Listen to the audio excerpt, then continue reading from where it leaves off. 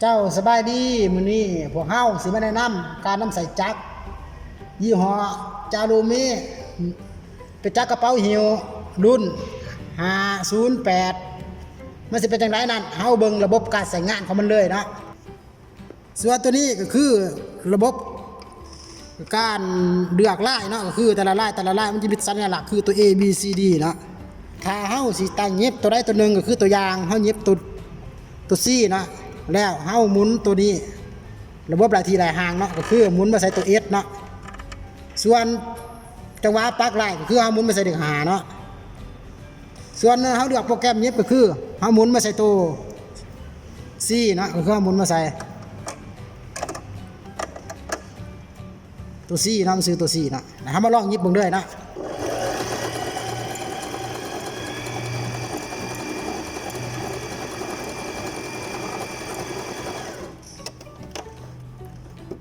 เวลาเขายิบแล้ว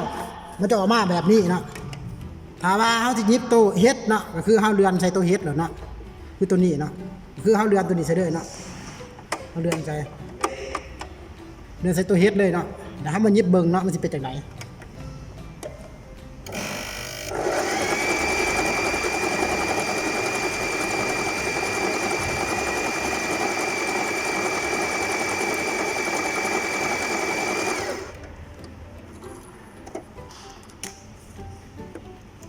ยิบแล้วออกมาหน้าตาแบบนี้นะคือของตัวนี้นะจักตัวนี้มันสามารถแทรกหูกระลุ่มได้เนาะก็คือเวลาแทรกหูกระลุ่มหมายเฮามาเน่าหัวก่อนก็คือเฮาหมุนใส่เลข2เนาะคือเลข2แล้วเฮามายิบเน่าก่อนเนาะเน่าได้ตามความต้องการของเฮาแล้ว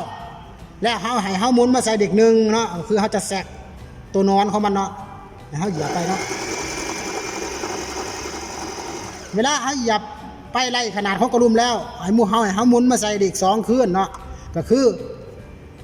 เน่าท้ายเนาะเน่าท้ายแล้วให้เขาหมุนมาใส่เด็ก3เนาะก็คือเขาหยิบตัวนอนเนาะ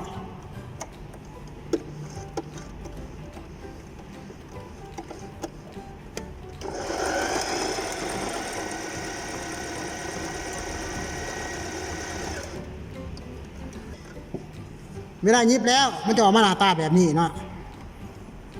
ว่าแซกหูกระดุมคือค่อนข้างงามเนาะจากตัวนี้มันสามารถยิบกระดุมได้เนาะเวลายิบกระดุมให้เฮาตั้งใส่อันดับแรกก็คือให้เฮาหมุนใส่เด็ก2เลยเนาะก็คือเฮาเน่าเนาะเน่าแล้วแต่เฮามาถอดตัวนี้ออกเนาะถอดตัวนี้ออกมันจะเห็นว่าเอาฟันขึ้นเอาฟันลงเนาะถ้าเฮาจะยิบกระดุมให้เฮาหมุนเอาฟันลงเนาะเฮาสู่ตัวนี้มาเนาะก็คือเอาฟันลงเนาะเอาฟันลงแล้วให้เฮาผ่าใส่ก่อนเนาะเอาผ่าใส่เอากระดุมใส่เนาะก็คือเฮาสู่ใส่เนาะ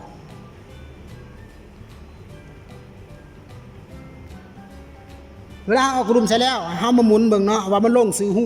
หูกระดุมบ่เนาะเอาหมุนเบิ่งเนาะถ้าว่ามันลงซื้อหูกระดุมแล้วให้เฮาเหยียบเนาะเฮาเหยียบอะไรปักเข็มได้ตามความต้องการเฮาแล้วให้เฮาออกมาเนาะก็คือออกมา